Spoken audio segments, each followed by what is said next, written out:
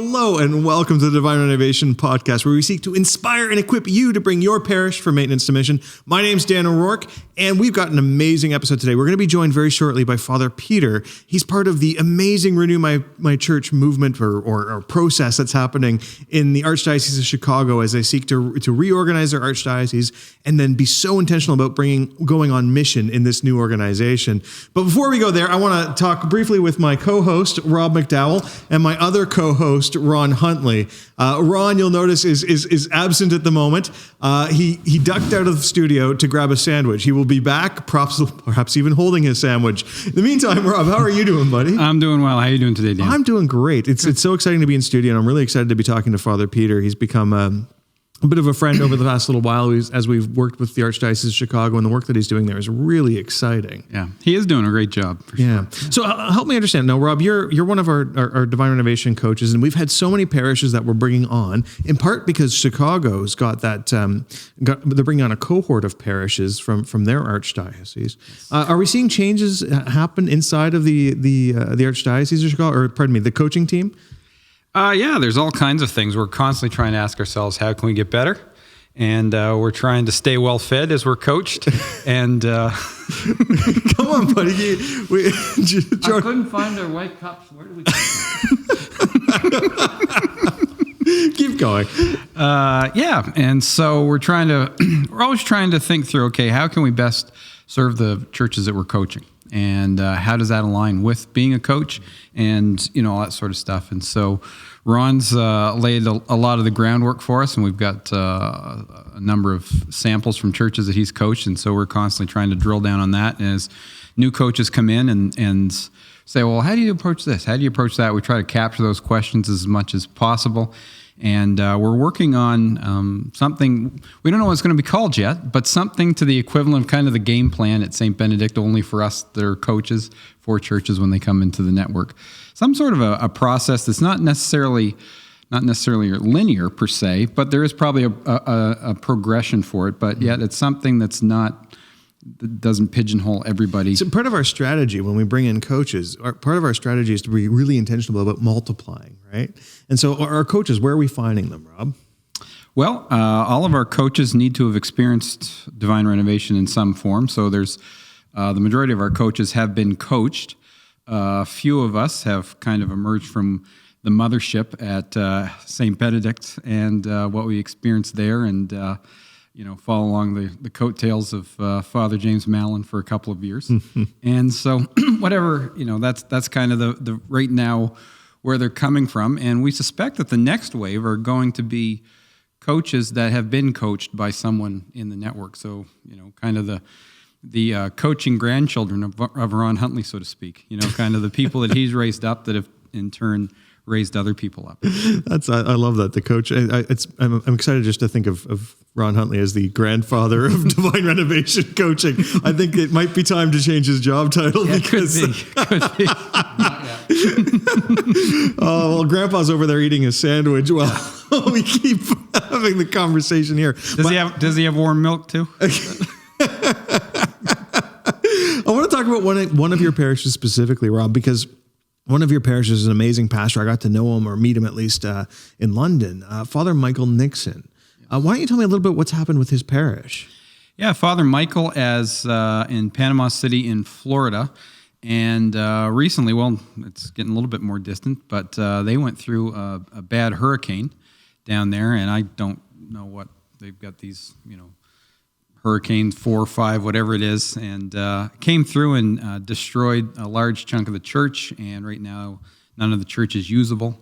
And on top of that, they're also a site where, as of yesterday, I saw still between 2,000 to 4,000 people are coming every day that they're providing food and water for.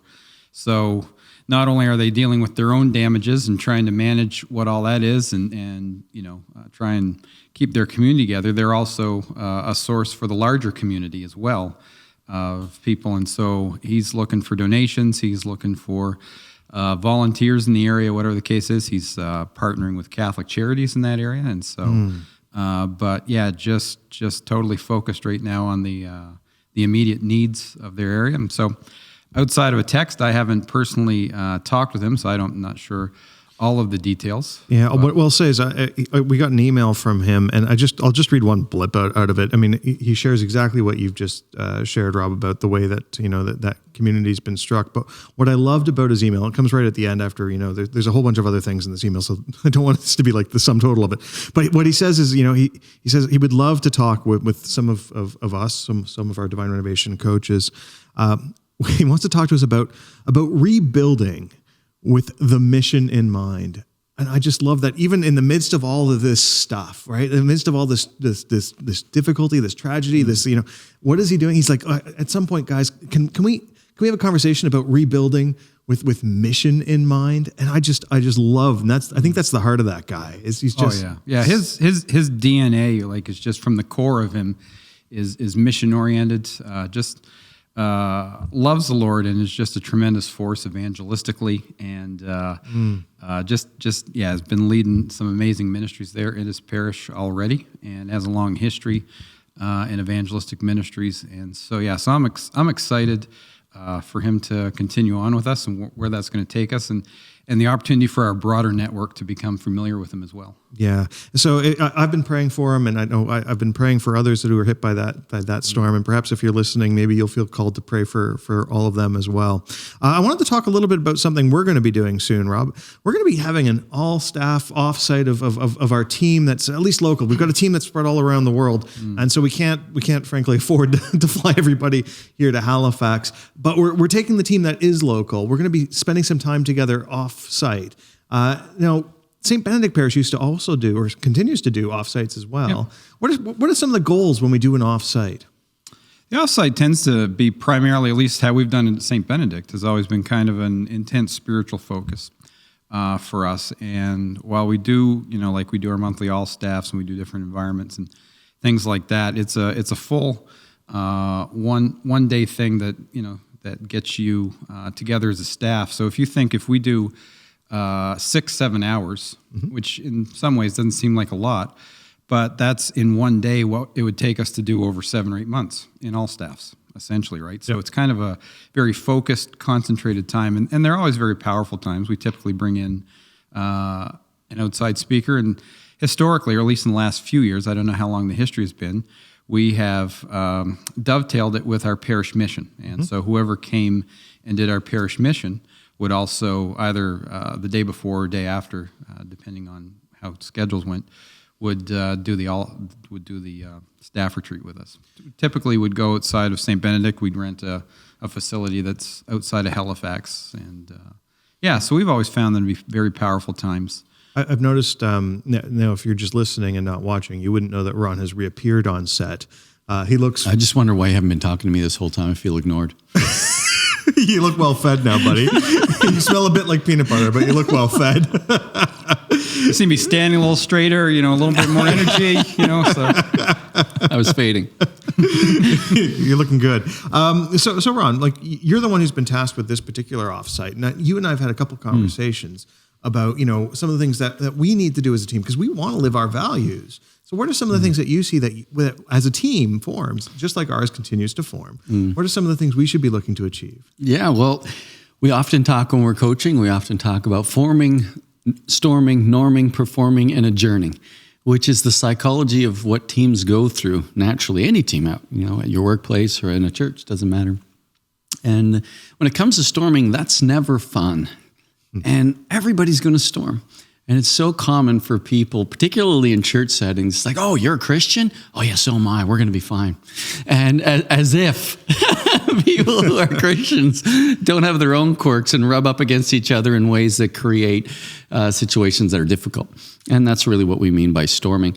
And I would say that the goal for any organization isn't necessarily not to storm, it's to storm well. And the best way to storm well is to form well, to be intentional. And so one of the things that's really funny about being here at Divine Renovation Ministry, I was just talking to one of my colleagues, Colleen Fitzgerald, And she was laughing at how fast things change around here. And so it's really easy to get caught up in the frenzy of change. And I was just talking to Rob, and he's like, I have 20 big projects I need to work on. So it's just a matter of figuring out which big project I'm going to focus on right now. And that's our reality. And I know a lot of people can relate to that. But if we don't take time to intentionally form, that's going to come back to bite us later on. And so my hope for our 2-day offsite is that we're going to dive into Strength Finders. We're going to dive into the APEST assessment. We're going to do some really fun things, but we're also going to get to a place of vulnerability. We're going to learn more about ourselves and one another so that we can work cohesively as a team, so that when we do storm, and we will, that we'll be able to do it well so that we can get back to normal and focus on performing. Here's one of the cool things, because our team changes, and I think this is probably the same for a lot of parishes, whether they're volunteers that are coming in and going, or whether they're staff members that are coming and going. But because our team changes, even some of our, we've talked about our Strength Finders before, but our team keeps shifting. And so the way that we work together has to adapt to the changing chemistry of who happens to be around. So true. And so this stuff doesn't really get old. It has to be revisited with some degree of a pattern or regularity. It's true, because, one ingredient can change the flavor of an entire soup. One ingredient can change the flavor of an entire soup. And so we constantly need to be aware of how's the soup changing and what type of sandwich are we going to have with that flavor. That's a bad analogy, but I just had a peanut butter sandwich. Now, since I'm still, although you've hired lots of people since I've started, so technically I'm not the new guy, but I still feel like no, you're not. Yeah. So from that standpoint, is this the first time we've done it this way as a ministry? Yeah, we've done our last offsite would have been about a year ago, and it was senior members and our board. We might have excluded one or two team members from. I was going to say, I think it was just. I don't know if we had any more staff. It might have just been all of our staff. I think we might have had a part-timer that we didn't bring. I don't even know if we did. Yeah, because we were a much smaller organization back then, Rob. That was the long ago years of 1 year ago. Yeah, 1 year ago. Yeah, long time. Way back when. Back when it was easy to know everybody's name on team. Yeah. So no, we've done an offsite once before, and our board is we've got an amazing board who are just so keen to get. And they've changed. But they've changed too. Yeah, so it's just so cool to see how this ministry is, as we have to adapt, just like any parish would have to adapt to the changing people and personnel and groupings that we find ourselves working within. Love it. So cool. All right, with that said, we're going to take a pause, and we're going to come right back with Father Peter from the Archdiocese of Chicago.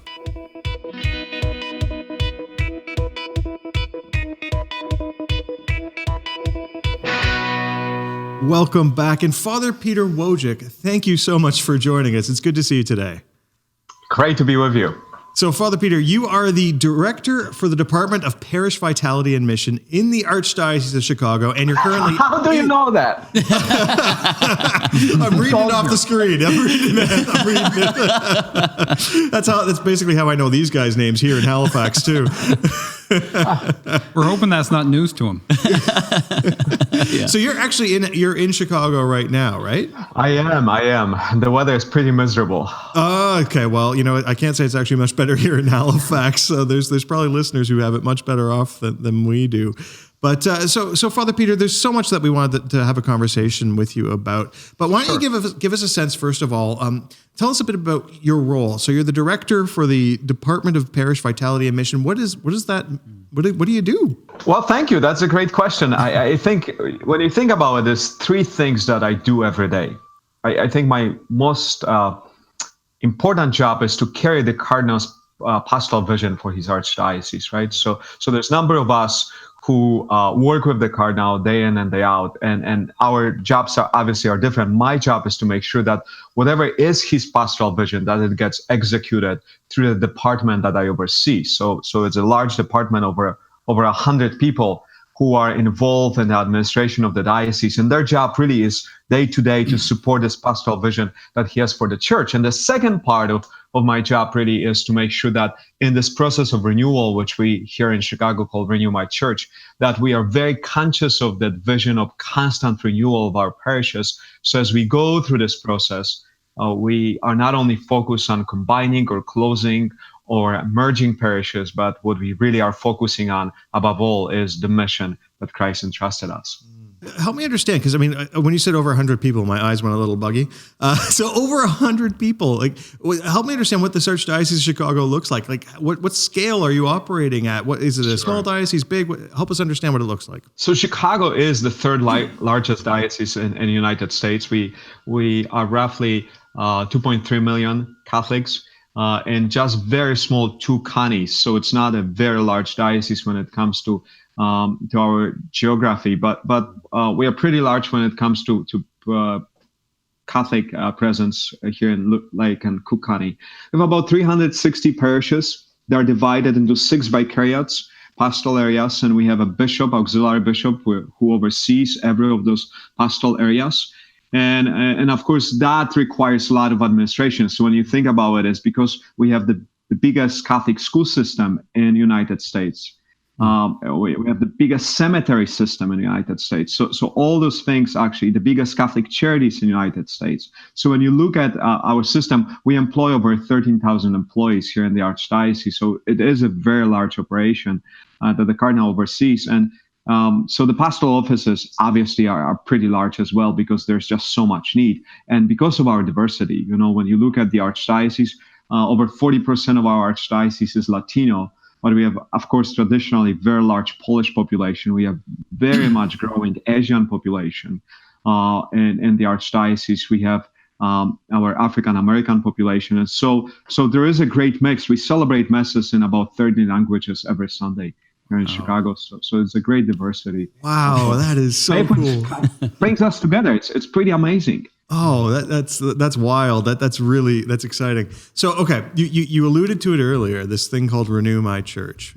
Yeah. So, what is Renew My Church? What's the vision of Renew My Church? Help me understand what this thing is and what the vision of it is. Absolutely. I think you got to start. When the Cardinal first arrived here as the Archbishop of Chicago 4 years ago.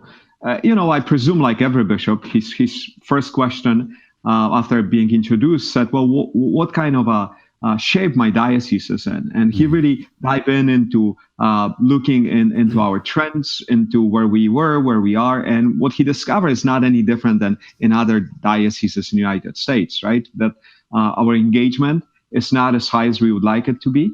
That our numbers traditionally are, 25% down in church attendance. That not all that many people out of 2.3 million attend Mass on Sunday. We are about 500,000 people worship with us every Sunday here in the Archdiocese.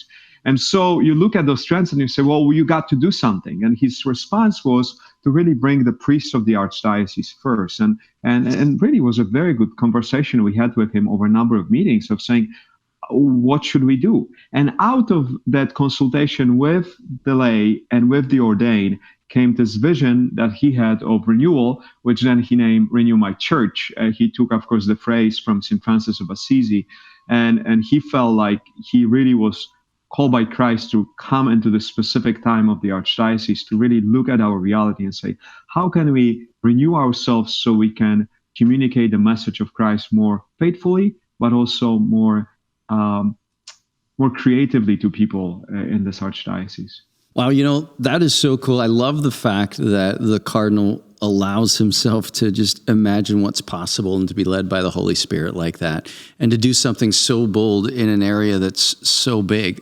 I believe, and I see it all the time, when our yes is big, God can do incredible things. And that's what I see happening in your Archdiocese, Father Peter. I love the team that you're bringing together. I'd love it if you'd tell us a little bit about that, because I think you've done some hiring and stuff lately, and you're building a team to get the results that you feel God's calling you to. So can you tell us a little bit about that?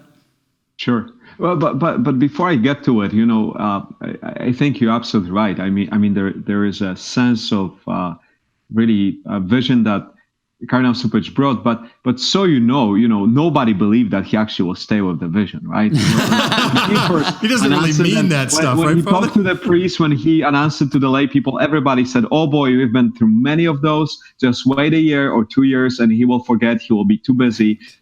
It will be too large." And boy, to his credit, he's not, in any way stepping back, but he's really collectively pushing us and inviting us forward, which I think that's the big difference. And that's so cool. really, it helps me to answer your question, because that is the difference that really attracts the talent into the Archdiocese. Over the last 3 years of my job in this position, I probably interviewed 300, 400 people.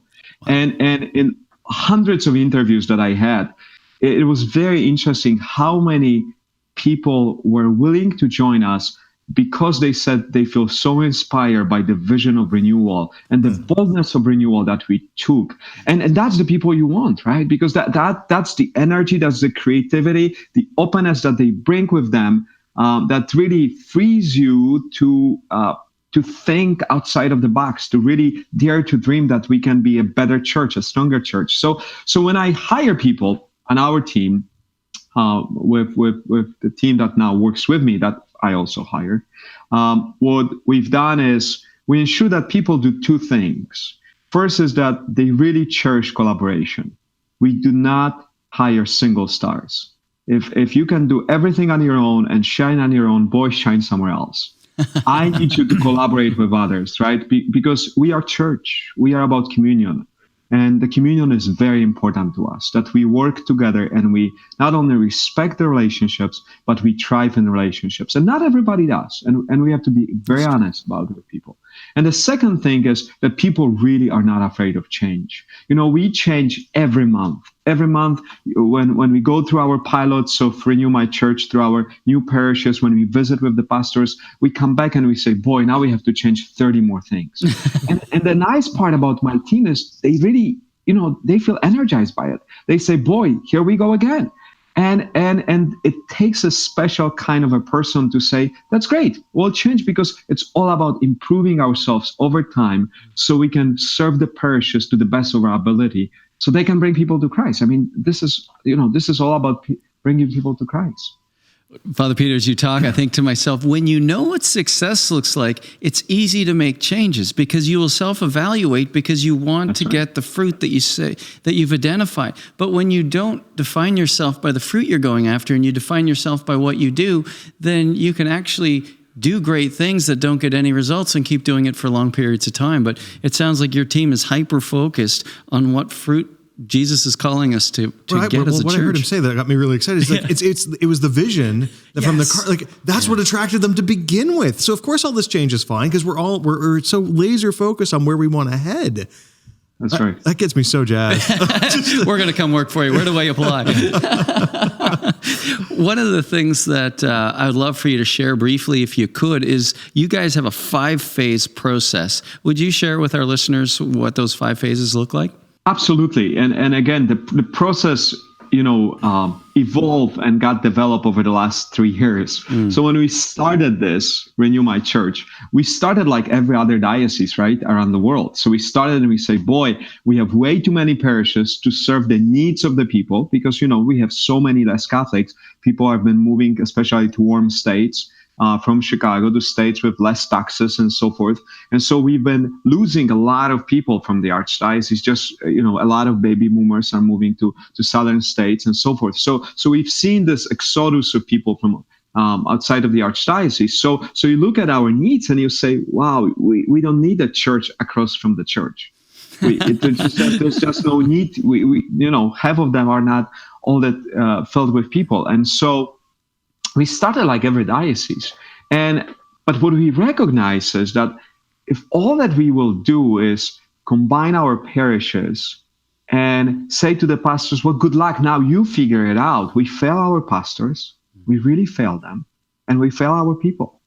And so we just couldn't do it. And the Cardinal was very clear about it. He said, I would not allow this to happen. And so we developed this 5-step process, which is, it's pretty complex and it's a hard work. I mean, we work very hard every day on trying to develop to our best ability on that process. So the first, step really in that is discernment and decisions. So the parishes in our Archdiocese, I put in the groupings of, 3 to 8 parishes, and they collectively meet as individual parishes in that grouping and as groupings together. And they get to know each other. They get to know their statistics, their numbers. And then they're given a set of benchmarks from the Archdiocese, which we would say you need that as a minimum to sustain the operation of your parish, not only to pay your bills, but to make disciples. You need X amount of money to really hire the right people to help you, because the pastor cannot do it all. Right? And if you really want to do evangelization, you have to have people who actually are going to do evangelization. And so we develop a number of benchmarks. We give those benchmarks to the groupings, and then we give them number of scenarios how this new configuration could look like towards the end of the process. And they engage in this process for a few months, and then they choose the best scenario that they like, or they have ability to draft their own scenario with recognizing the benchmarks that we gave them. They send that to the Cardinal. Cardinal has a lay board and from our Archdiocese and Pastoral Council. He meets with them and reviews that. He also reviews that with his auxiliary bishops. And toward the end of it, he makes a final decision on which proposed makeup of the parish configuration will be approved. So that's kind of a main stage. Then you have accompaniment stage, and that's what we've learned. Thanks to a lot of great people from other dioceses help us to figure out is how important it is when we ask them. When I went to other dioceses and say, what is one thing that you wish you had done? Everybody said the same thing: accompaniment. We didn't accompany people in the tough decisions and in a time of transition. We just kind of threw them into it. So we established this whole team, which really helps people to grieve closing of their parishes, or helps them to really recognize the opportunity with new reality. And that team engages with parish for length of time, whether it's a small groups, whether it's large parish groups, however those gatherings are happening. It's meant to help people, parishioners and parish staff, to transition peacefully. And we are learning how to do it better with every part of the process. The next one is, which is super important, is transitions, and the transitions in operations. And so what happens again when we ask other dioceses, what you would see is that the decision was made by the diocese, let's say, to combine parishes. And the pastor was appointed, and he was said, boy, this is a list, good luck. Just make sure that list gets acted upon. So merge accounts, right? Figure out how to close the church, figure out the new name, figure out new location, all that stuff. We actually have a special team which goes for about 6 months and spends 2 days a week with the pastor and his team to really work with him on transition. That's awesome. So they never feel like they're alone, which is quite amazing. And pastors really appreciate this part of the journey. And then finally, the phase that I am responsible for is called New Reality. And so that is the phase in which, once they go through the transition for parishes which are coming together, and some parishes will stay individually as they did before, the question is, well, what will be different? And we are focusing on 3 very essential elements in it, right? That you guys really help us with. First is culture of evangelization. It's not throwing evangelization programs. It's asking, do you have a culture in which disciples will grow? So that's number one. The second one is a healthy leadership team. We call it in Chicago a core leadership team. And the third one is long-term plan, right? Are you busy just by being busy? Are you busy toward end result, which is bringing people to Christ? And so those are kind of 3 goals that we try to develop and then make operational in this final stage of Renewal My Church. So that is our process here. Reminds me so much what Father James says, when he's talking about parishes changing, he says you just can't change your address and your real estate, right? Like there's so much more systemic things that are below the surface, and sounds very much like you guys are really diving in and trying to attack those issues. And that's the amazing, you see, that's what I think really attracted us first to Divine Renovation and our partnership with you guys, is because we designed, believe me or not, we designed the process before we actually read the book. And then I was visiting with Father Tom Rosica in Toronto, who is the COO of Salt and Light TV. And Tom gave me the book, Father James' book, that he had on the table. And I said, well, can I read it? And he said, oh, just take it. It's yours. I have a number of them. So I took it and I read it on the flight back. And I said, oh my gosh, I don't know how this guy knew what we were thinking, but he stole all our ideas. The problem is he used those ideas 10 years before us.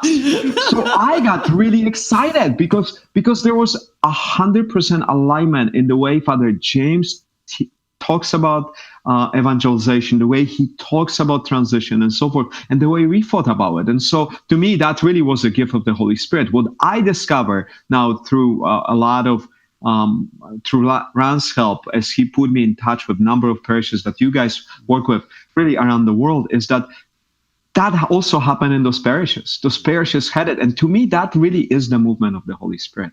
Nobody will tell me that the Holy Spirit is not so eager and so ready to renew this church. And I see it in the parishes you guys work with. I talk to those pastors. I talk to the leadership teams.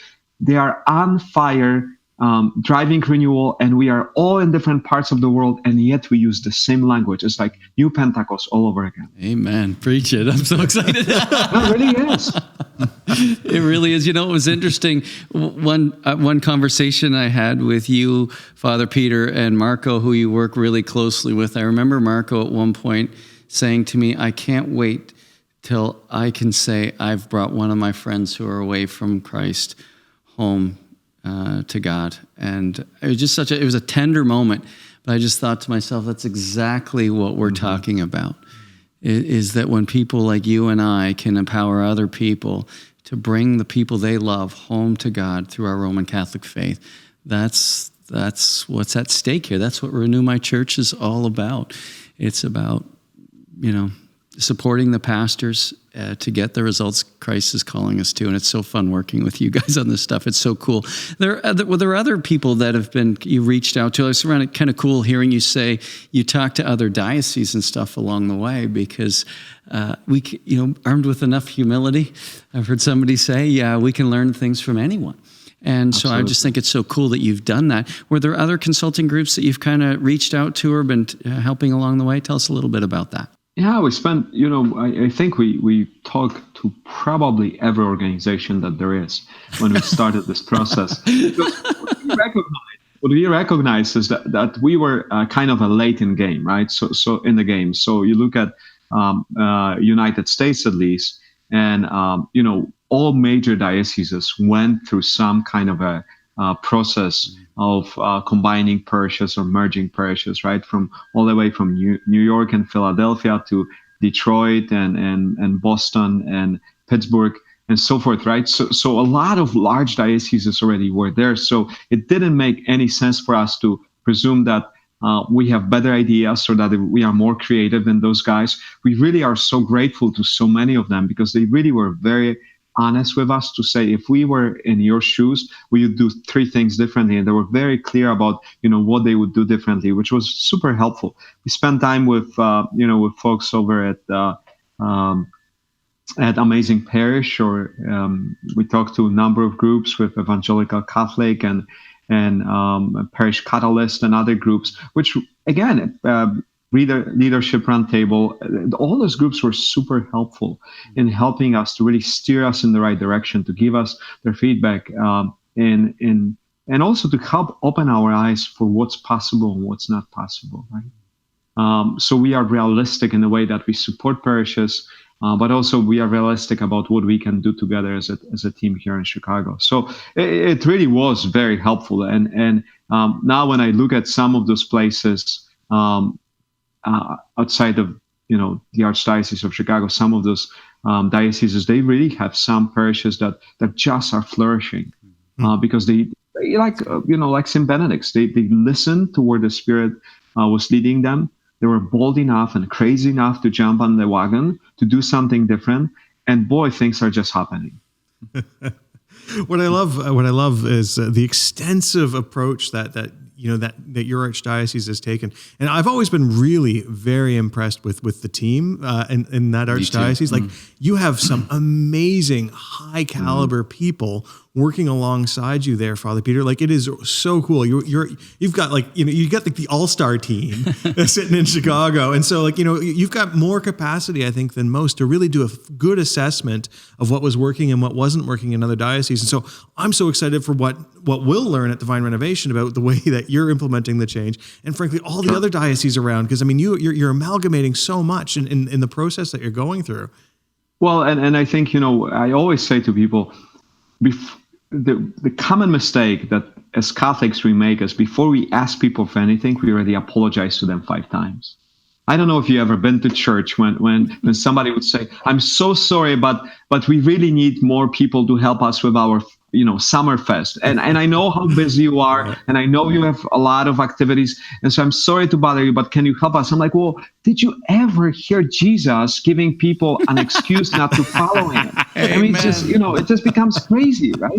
So I think our approach is we actually do not apologize, and not because we are arrogant or foolish, but we would say, hey, this is a sacred mission that Christ entrusted to us, and we really need the best people to join us. And people do, and it's unbelievable because they all come from different walks of life, from very large corporations and big jobs. They all take cut pretty much in what they get paid, and every single one of them that I can think of. But all what they say is, boy, this gives me so much hope, because they have children, they have friends who have children, and they look at them and they say, I want my child to have the experience I had when I was growing up, right? Amen. That really is the heart of it. Amen. That's so exciting. It's true. And I love you. And I hope our listeners take that approach when you're recruiting people to anything at your church. Take that approach. Work using your gifts and your strengths to build up the kingdom of God gives your life purpose and joy like you can't imagine. And so I love your boldness and your confidence. We should be confident. We work for Jesus. It happens. If you do it, we had, of course, you guys, with Father James for our summit, Renew My Church Summit, just a month ago. Hard to believe it was a month ago. It feels like yesterday. But Father James talked about recognizing the gifts and calling upon the gifts, and he spoke on the Holy Spirit. And I heard a story maybe 3 weeks later of about a week ago, that's right, of one of our pastors in a large parish in the suburbs. And this is, of course, the time in Chicago when we do a lot of stewardship talks. Because we have to, forecast our budgets and so forth. And so, and that pastor really was moved by the message from Father James. And he said, this year I will do something different. I will talk, as I always do, about stewardship, but then I will ask 2 lay leaders who accompany me to the summit to talk about how they use their gifts in their parish, not about what ministry they do, but about how they use their gifts in the parish. And what we will ask people is if they have any gifts or qualities that they believe God calls them to share with their parish, just to talk to us after the Mass or give us their name if they're busy, have to run out, and we'll get in touch with them. And they have overwhelming number of people coming forward. And because they didn't invite them to a specific ministry, right? What they invited them is to say, I have a gift and I'm generous enough to share that gift with the church in whatever capacity you guys needed. It was wonderful. That's cool. It's a neat approach, isn't it, Rob? Oh yeah, for sure. Well, so often when we're asking for people, whether it's volunteers or finances, right? They're sitting there thinking, well, they've got an agenda, right? And anytime you can put a challenge out and you can communicate this is not an agenda, people are always going to be much more willing to volunteer. So you take a case like that, where we're not even asking for anything specific. What do you have to offer, right? And it speaks to what you say all the time, Ron, is don't use people to build up your church. Use your church to build up your people, right? And so often we can just get in and we can feel the stress and we get busy and we need X number of volunteers for this and X number of volunteers for that, rather than saying, okay, who has God sent to us? And how do we steward their gifts in such a way that we grow them up? Amen. In their gifts and abilities and ability to lead. Makes church so much more fun. So I love that was that story kind of came out of the Renew My Church Summit that you invited us down to be part of. And so I'm just curious because I got to meet so many amazing people. It was for me personally, it was a real joy to connect with so many people from your diocese, both priests and lay leaders. I don't think I actually got to meet many deacons. I think I met 2 deacons, and they were pretty cool too. So if you're one of those deacons, you were awesome. But was there any other? What other things have you heard as a result of that event? if nothing else, That was it. nothing else, those 2 days brought this unbelievable potential, right, of the church. I mean, we got, about 2,700 people, which came from all the archdioceses. Now, keep in mind, 50% of those people are not working for the church. There were parishioners who took their vacation days to join us on Monday and Tuesday because they really believe in the mission of the church and they really want to support their pastors in this process of renewal. That was just unbelievable. And the energy level and the level of hope that was in those days is just keep changing the paradigm of our parishes. So just give you a simple example. We have a follow-up evangelization session in each of our pastoral areas, our vicariates. And we just had the first one last week. And I started that session by simply asking people, when you hear Renew My Church, what comes to mind? Now, before the summit, 99% of the time, I would hear closings of parishes, merging, all the sad news that of course, newspapers would focus on.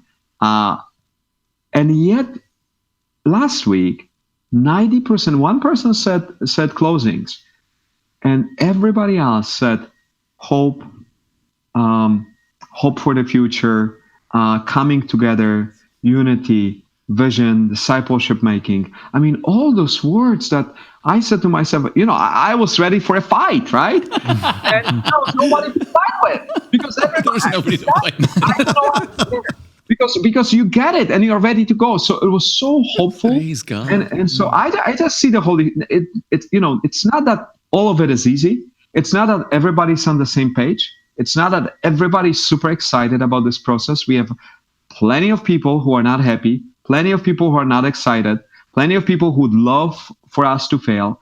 And yet there is this growing number of people who recognize what really is Renew My Church about, that this is really about allowing ourselves more fully to experience and embrace our discipleship so we are capable as communities to invite others to know Christ so people will flourish in the relationship with God, right? This is not about the structure of the church. This is about people's hearts and their souls. That's all what it is about. And I think there is a growing number of people who are understanding it. And Summit was this moment of recognition, which was just wonderful. We just sent out yesterday our first set of videos that you guys, of the talks that you guys did. And we recorded those talks, but we also have study guides with them. And so people in the groups, that's awesome. So people can watch it.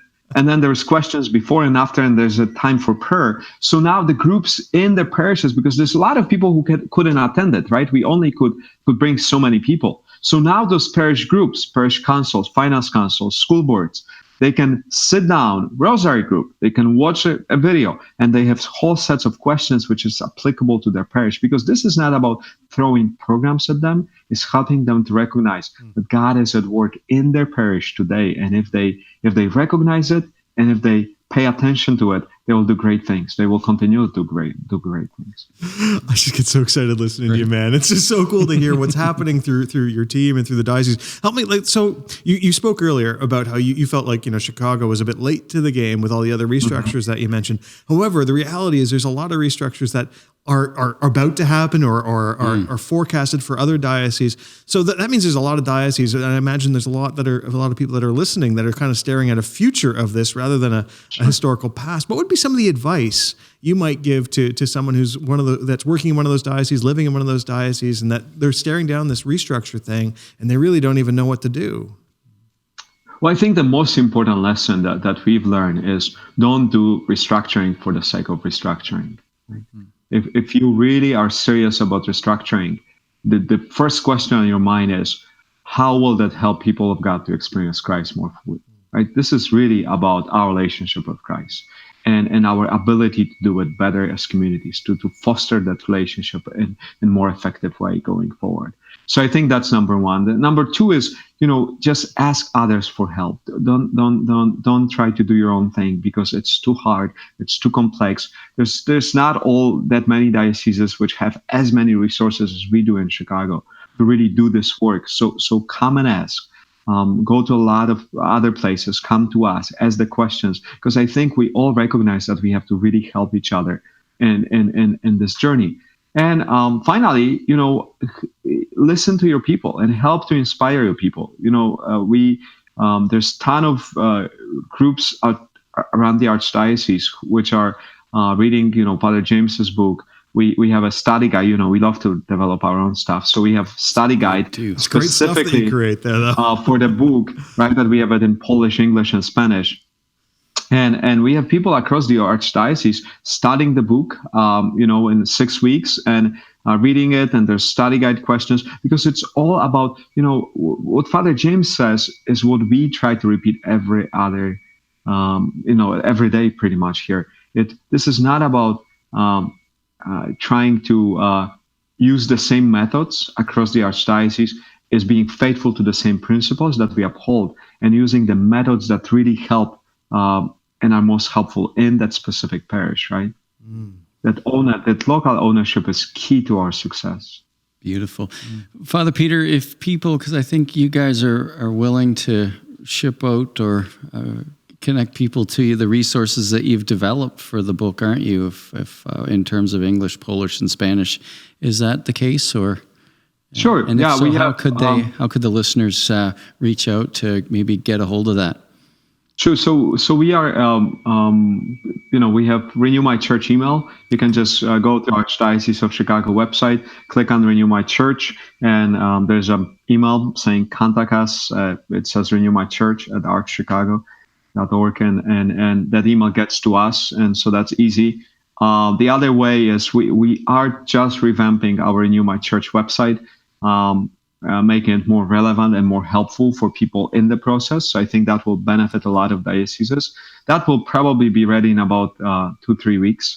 We are almost there, and it will have a lot of insight over the last 3 years that, we've made a ton of mistakes like everybody else. We at first we are just learning, and now that we have a little bit more experience, I think we fixed a lot of our own mistakes. We've learned from the wisdom of the people in the parishes and our communities. And now I think that website will reflect that. So that's something what might be helpful to Father. And you're also, places. Father Peter, you yourself are an active social media user. If people want to follow you, what's the best way for them to actually be able to track you down?